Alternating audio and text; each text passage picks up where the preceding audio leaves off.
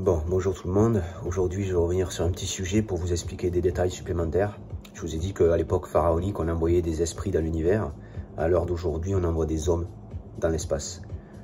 Comme je vous ai dit, le corps humain est limité, hein, alors que l'esprit, lui, n'est pas limité. L'esprit est illimité. Donc, puisque l'esprit est universel. Le corps n'est pas universel. Le corps est terrestre. D'accord? Donc, quand on parle de corps, si on est attaché à ce corps charnel, on est attaché à une compréhension qui sera limitée. D'accord? L'esprit est illimité.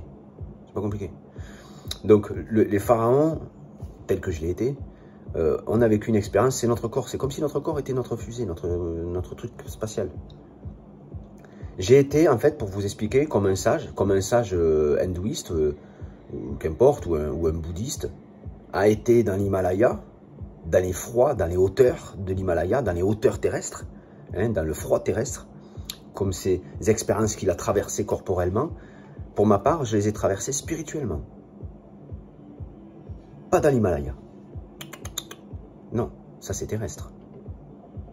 Le nuage d'Oort, ou nuage d'Oort, Opic Oort, O-O-R-T, nuage d'Oort. Regardez, et vous verrez jusqu'où mon esprit a été.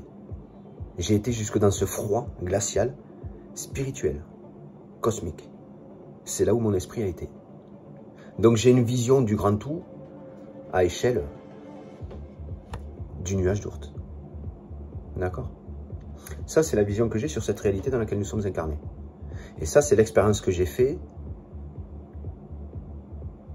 par le biais du corps. Alors, c'est un truc de malade parce que j'ai d'autres expériences.